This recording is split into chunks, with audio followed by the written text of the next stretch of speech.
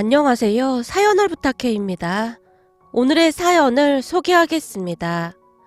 퇴근해서 집에 들어오자마자 남편이 제게 물었어요. 여보, 오늘 엄마한테 전화했어? 아, 맞다. 오늘 바빠서 못했다. 회사에 일이 생겨서 오늘 너무 바빴거든. 당신 진짜 너무하는 거 아니야? 일이 바쁘면 얼마나 바쁘다고 엄마한테 전화하는 걸 깜빡할 수가 있어? 이 엄동설 안에 엄마 혼자 계신데 당신은 걱정도 안 되는 건가? 그게 아니면 전화하기 귀찮아서 그런 건가? 남편이 한껏 비아냥거리고 있었는데요. 그날따라 회사에 큰일이 터져서 종일 동동거리느라 지칠 대로 지쳐 있었기에 저도 덩달아 짜증이 나기 시작했습니다.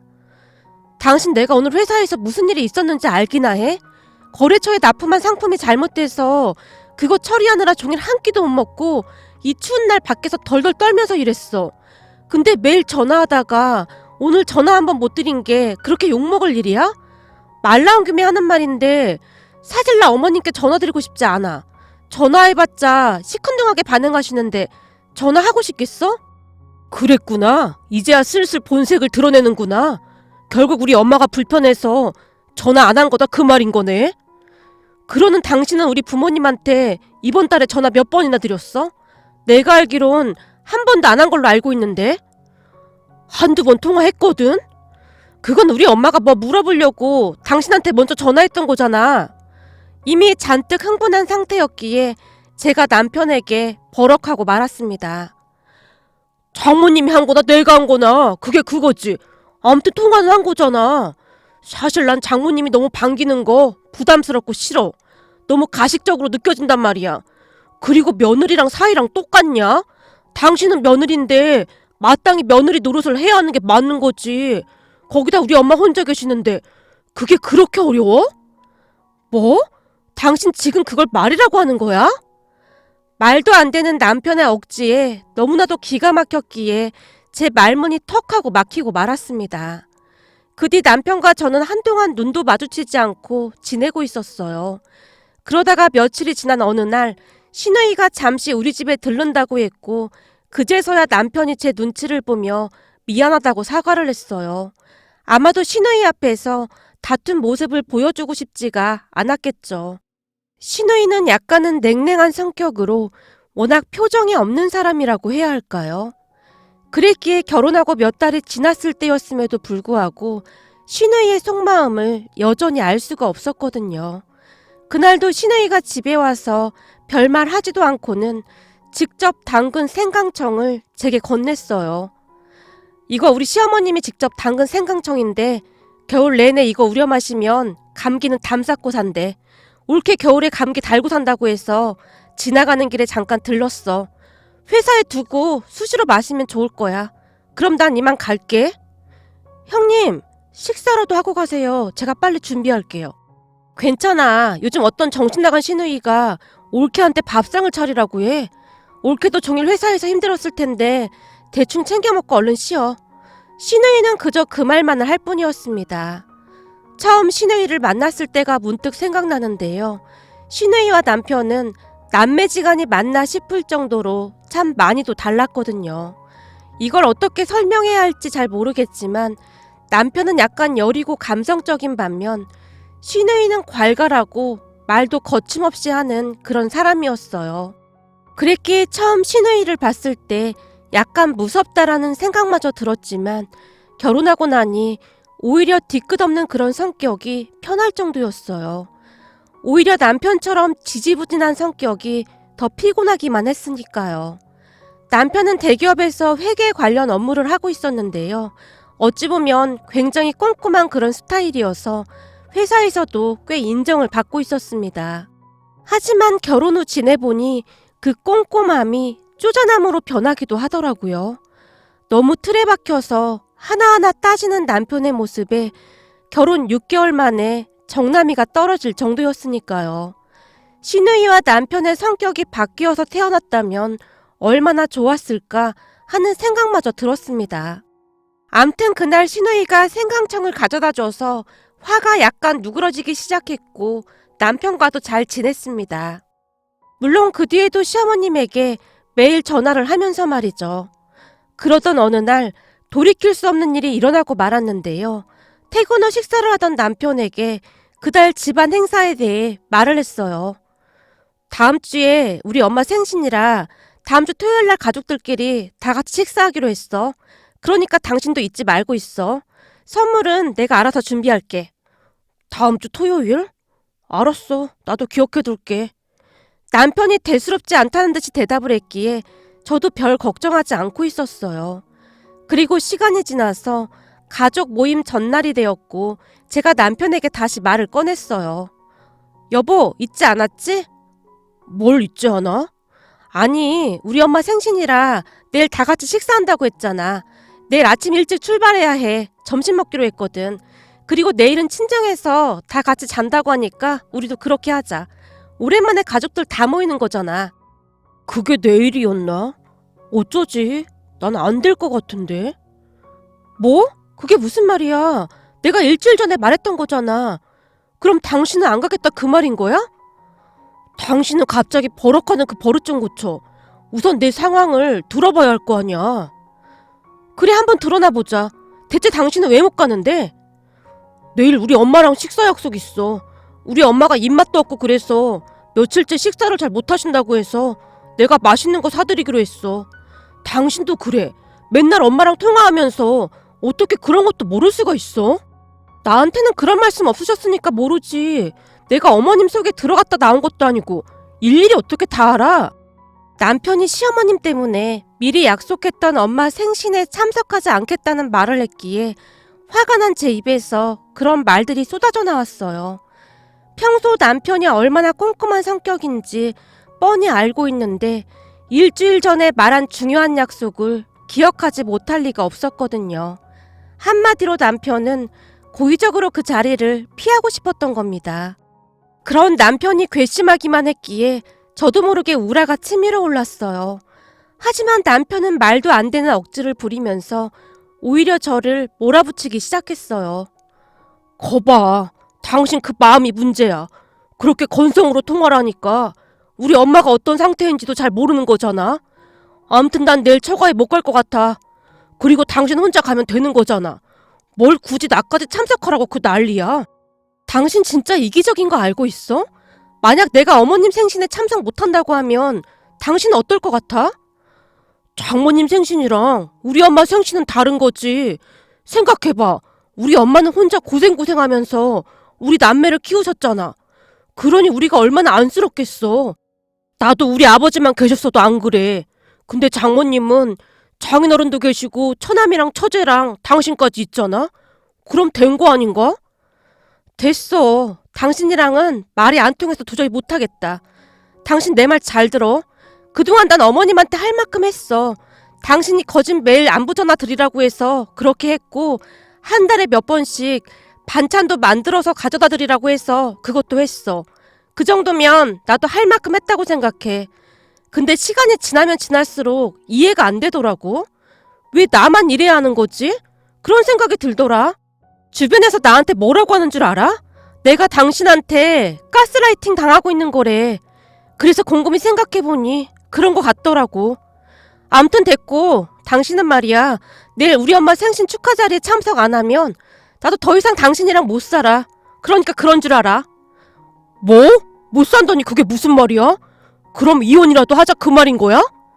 못할 거 뭐 있어. 어차피 우리 결혼한 지 1년도 안 됐는데 잘 된 거 아닌가? 라며 제가 대충 짐을 싸서 집을 나와버렸습니다. 홀로 차를 타고 친정으로 향하는데 눈물이 끝도 없이 흘러내렸어요. 우선 가장 원망스러운 사람이 시어머님이었는데요. 마치 홀어머니가 무슨 벼슬이라도 되는 것 마냥 수시로 남편을 불러대고 남편을 시어머님 당신 마음대로 조정하고 있는 것 같아서 그저 원망스럽기만 했습니다. 그러면서 별의별 생각이 다 들기 시작했는데요. 이래서 홀 시어머니만 있는 집안에 며느리로 들어가면 안 되는 거구나 라는 생각부터 해서 시어머님은 우리 남편을 당신 남편 대신으로 생각하고 있구나 라는 생각까지 5만 가지 생각이 다 들었거든요. 그리고 평생을 같이 살 사람인데 안 맞아도 너무나 안 맞는다는 생각과 함께 시어머님만 끼어들지 않는다면 우리 둘 사이에 큰 문제가 없을 텐데 라는 생각까지 들었습니다. 암튼 그때 당시 제 머릿속에는 이혼이라는 단어밖에 떠오르질 않았습니다. 친정에 들어서자마자 부모님이 제 얼굴을 보고 놀란 듯 했는데요. 차마 이혼 이야기는 꺼내지 못한 채 둘러대고 말았어요. 하지만 주말이 지나고도 제가 집으로 돌아갈 생각이 없어 보이자 엄마가 걱정스러운 표정으로 제게 물었어요. 너 김서방하고 무슨 일 있는 거야? 엄마, 사실은 나 이혼하고 싶어. 그 사람 너무 이기적이라 같이 못 살겠어. 그리고 시어머니도 짜증나고. 아무튼 홀시어머니는 진짜 아닌 것 같아. 남편을 마치 당신 남편처럼 생각하고 있는 것 같아. 그러게 결혼 전에 엄마가 뭐라고 했어. 홀시어머니 힘든 자리니까 잘 생각해보고 결정하라고 했잖아. 그때는 김서방 잘생기고 똑똑하다고 눈에 콩깍지가 씌어서는 엄마 말을 귀등으로도 안 듣더니 이제 와서 이혼이라니. 그러게 엄마 말을 들었어야 해. 근데 결혼 전에는 진짜 안 그랬단 말이야. 한참 동안 제 말만을 듣고 있던 엄마는 그저 한숨만 내쉴 뿐이었어요. 그 뒤 남편이 제게 계속해서 전화를 했지만 저는 남편의 전화를 일체 받지 않았습니다. 한번 정남이가 떨어지기 시작하니 목소리조차도 듣고 싶지가 않았거든요. 그렇게 한 며칠이 더 지났을까요? 신우이가 제게 전화를 걸어왔습니다. 평소 신우이에게는 나쁜 감정이 없었기에 제가 모른 척 전화를 받았어요. 올케, 혹시 말이야 오늘 저녁에 시간 좀 낼 수 있을까? 내가 오늘 올케네 회사 근처로 갈 일이 있어서 얼굴 좀 볼까 해서 말이야. 저기 형님, 지금 그럴 기분이 아니라서요. 혹시 그이한테 연락 못 받으셨나 본데 우리 곧 이혼할 생각이거든요. 올케, 사실은 내 동생한테 연락받고 올케한테 연락한 거야. 둘이 성격 차이로 이혼한다고 하면 나도 말릴 생각은 없는데 이혼하기 전에 나 한 번만 만나줘. 그 정도 부탁은 들어줄 수 있는 거지? 평소 괄괄하기만 하던 신우이의 목소리에서 간절함마저 느껴졌기에 신우이와 만나기로 약속을 했습니다. 잠시 뒤 퇴근을 한 뒤 한 카페에서 신우이와 마주했는데요. 올케, 대체 이게 다 무슨 일이야? 라고 묻던 신우이에게 그동안 있었던 일에 대해 다 털어놓았어요. 시어머님에게 매일 전화를 드렸던 것부터 시작해서 하나부터 10까지 다 이야기를 했는데 시어머님 때문에 얼마나 힘이 들었는지에 대해 가슴속에 담아뒀던 이야기들을 모조리 쏟아냈습니다. 그리고 신우이가 아무런 말도 없이 한동안 제 이야기를 듣기만 했어요. 신우이는 듣는 내내 고개를 끄덕이기도 하고 한숨을 내쉬기도 했는데 평소 표정에 변화가 없던 신우이였지만 그날만큼은 아주 심각해 보이는 그런 얼굴이었습니다. 신우이는 한참 동안이나 제 이야기를 듣기만 하다 갔는데요. 며칠 후 시어머님에게 전화가 걸려왔습니다. 나다. 내가 꼭 할 얘기가 있으니 내일 니들 집으로 좀 오거라. 어머님, 죄송한데 저 그 사람 얼굴 마주하고 싶지가 않습니다. 니들 이혼한다며? 이혼하려면 어차피 한 번은 얼굴 마주해야 할 거 아니야. 내일 와서 단판을 짚고 가라 그 말이야. 그럼 그렇게 알고 전화 끊으마. 제 대답을 듣지도 않고 시어머님이 전화를 끊어버렸어요. 그런 시어머님의 행동에 더 기분이 상할 수밖에 없었지만 시어머님의 말이 틀린 말이 아니었기에 다음날 집으로 갔습니다. 그런데 집에 들어서자마자 깜짝 놀라고 말았는데요. 거실 중앙에 남편이 무릎을 꿇고 앉아 있었고 시어머님이 남편에게 삿대질을 하면서 소리를 지르고 있었어요. 그리고 신우이는 옆에서 팔짱을 낀 채 남편을 노려보고 있었고요. 제가 당황한 채 옆걸음질을 하며 슬금슬금 거실로 들어갔는데요. 때마침 너 잘 왔다. 내가 네 신우이 얘기 듣고 어이가 없어서 도저히 참을 수가 없더구나. 난 당최 이해가 안 돼서 말이다. 이제 네 마누라도 왔으니까 그 뚫린 입으로 네가 직접 말해봐. 나한테 맨날 전화하라고 내가 시켰냐? 내가 그런 적 있어? 아니, 그런 건 아닌데 엄마가 혼자 있기도 하고 그러니까 걱정이 돼서 그랬지. 너 그 엄마란 말 좀 그만해. 덩치는 산만해가지고 엄마가 뭐야 엄마가. 아주 징그러 죽겠어. 앞으로 어머니라고 불러. 그리고 혼자 있는 엄마가 그렇게 걱정이 됐으면 네가 전화를 할 것이지. 왜 네 마누라를 시켜서 전화하게 해? 내가 그동안 얼마나 불편했는지 알기나 해? 생각해봐라 이놈아.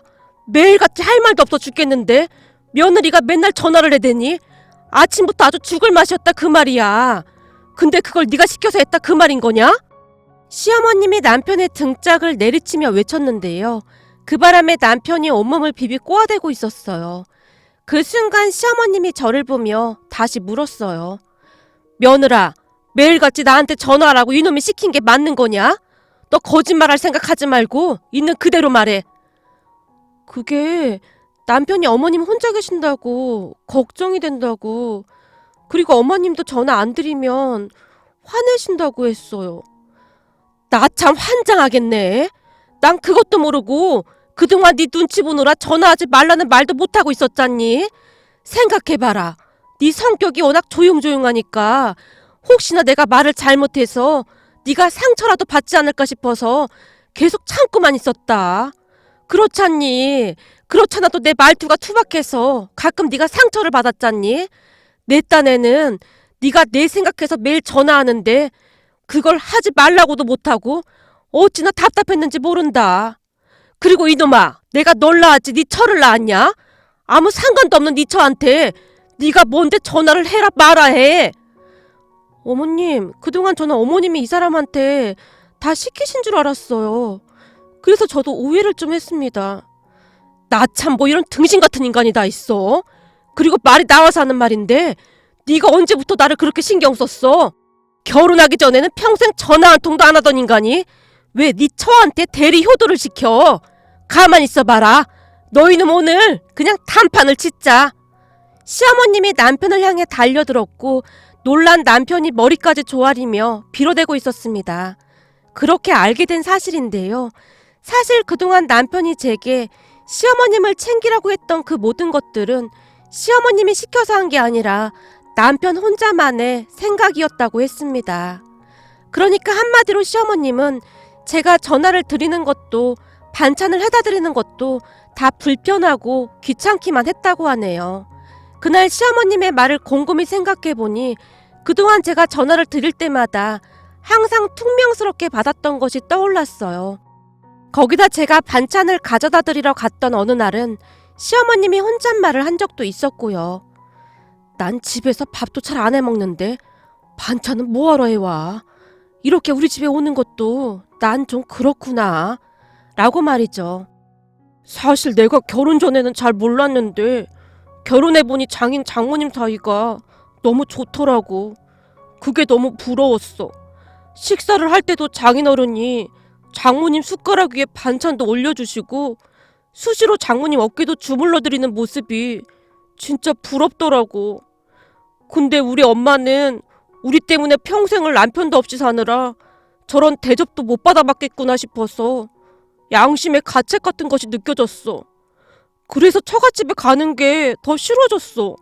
장인 장모님이 서로를 챙기면 챙길수록 난 엄마 생각이 나면서 그동안 엄마한테 못했던 것만 떠올랐거든. 여보, 내가 더 잘못했어. 내가 괜시리 자격지심 때문에 당신을 힘들게 했어. 엄마 말이 맞아. 당신을 시킬 게 아니라 내가 했어야 하는 게 맞아. 근데 정작 난 쑥스러워서 할 수가 없더라고. 그래서 당신만 괴롭힌 거야. 남편이 마치 어린아이 마냥 소리내서 울기 시작했어요. 그리고 저도 눈물이 쏟아지기 시작했는데요. 그동안 듣지 못했던 남편의 진심을 처음으로 들을 수 있었거든요. 남편의 진심을 듣다 보니 그동안 쌓였던 것이 눈 녹듯이 녹아내렸습니다. 진작에 말했으면 나도 오해하지 않았을 거 아니야. 진짜 미안해. 근데 나 당신 없이는 못 살겠더라고. 딱 한 번만 용서해주면 안 될까? 나 그동안 밥도 잘 못 먹고 잠도 잘 못 잤어. 내가 이번에 확실히 느낀 게 있는데 말이야. 난 엄마 없이는 살아도 당신 없이는 못 살 것 같아. 그러게, 그동안 당신 얼굴이 반쪽이 됐네. 라며 남편과 제가 서로를 끌어안고 대성통곡을 하고 있었는데요. 우리 모습을 가만히 지켜만 보던 시어머님의 입에서 험한 말들이 터져나왔습니다. 지랄들 하고 자빠졌네. 아주 생쇼를 하고 있구만. 근데 이것들이 과부 앞에서 아주 잘하는 짓이다. 남편 없는 과부는 어디 서러워서 살겠냐? 내가 눈꼴 사나워서 볼 수가 없네. 우린 이만 갈 테니까 니들 앞으로 나 찾아올 생각도 하지 마. 라며 시어머님과 시누이가 집 밖으로 나가버렸습니다. 남편과 저는 한동안 거실에서 두 손을 맞잡고 펑펑 울었어요. 그 뒤에 우리 부부는 그 전보다 사이가 더욱 좋아졌답니다. 그리고 시어머님은 아예 우리의 연락을 받지 않았어요. 어느 날은 너무나 연락이 되지 않아 시댁에 갔다가 현관문에 붙어있는 종이를 보고는 기겁을 하고 말았답니다. 현관문 앞에는 아들 며느리 출입 금지, 시어머니 100 이라는 말이 써 있었거든요. 붙어있는 종이를 보며 남편과 제가 뜨끔한 채 시누이에게 전화를 했는데요. 엄마가 앞으로 절대 오지도 말고 연락도 하지 말래. 그니까 얼른 돌아가. 그리고 요즘 엄마 바빠서 니들하고 놀아줄 시간 없거든. 엄마가 뭐 하는데 바빠? 계속 연락이 안 돼서 걱정돼서 와봤더니 현관문에 떡하니 적혀있는 거 있지. 엄마가 니들한테 말하지 말라고 했는데 그때 니들 때문에 엄마 충격받아서 엄마 지금 남자 만나고 있는 중이야. 뭐? 누굴 만난다고?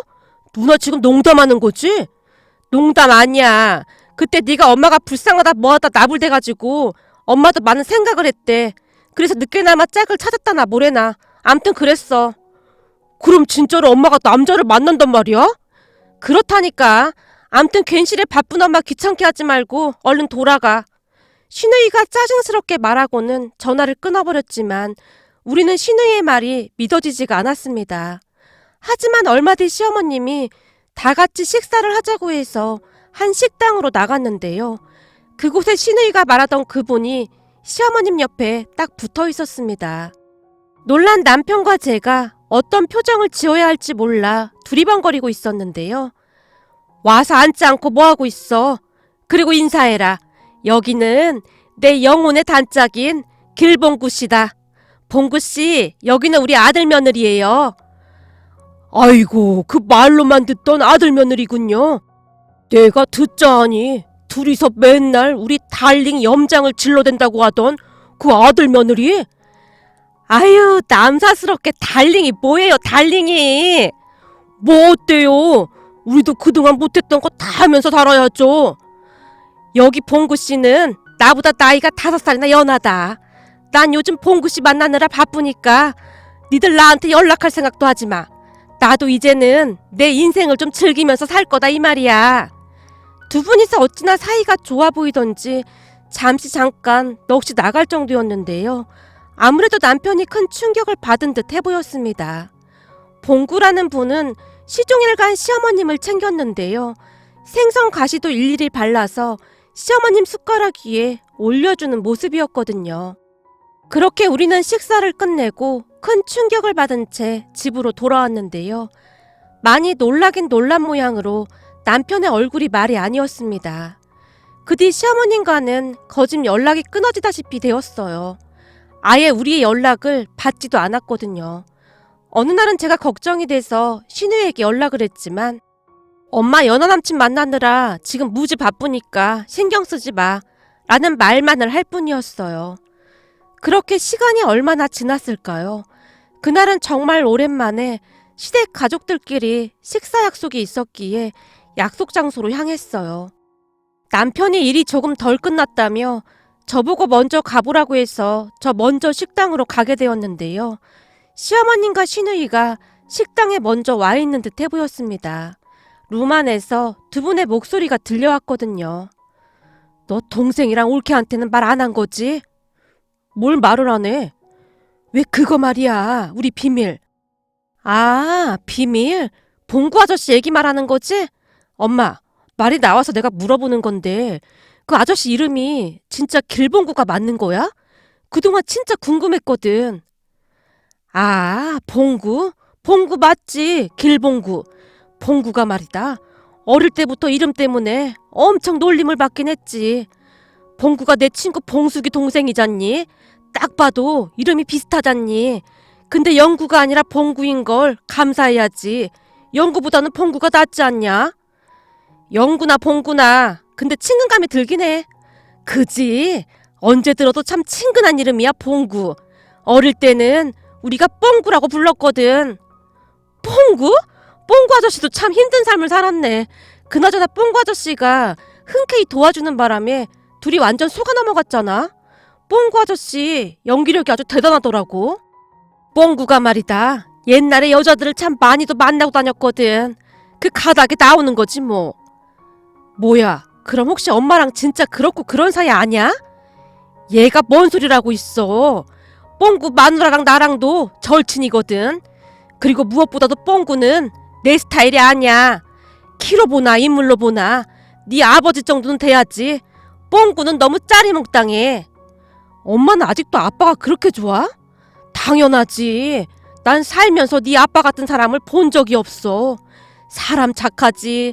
거기다 얼굴도 잘생겼지. 키도 좀 컸냐. 그러니 내가 네 아빠 보고 한눈에 반했잖니. 난 네 아빠 말고 다른 사람은 눈에 들어오지도 않아. 그러니 니들도 아빠 닮아서 한 인물씩 하는 거야. 난 네 아빠 그리 보내고 홀로 산 거 하나도 억울하지 않다. 나중에 저승 가면 당당히 네 아빠 찾아갈 거거든. 시어머님과 시누이가 어찌나 진지하게 대화를 하고 있던지 선뜻 들어갈 수가 없었어요. 잠시 후 제가 문을 열었는데요. 저를 보자마자 시어머님과 시누이가 급히 입을 다물었어요. 어머님, 그럼 혹시 그때 그 이가 죄책감 느낀다고 해서 연기까지 하신 거예요? 우리 부부가 신경 쓸까 봐서요? 너 다 듣고 있었니?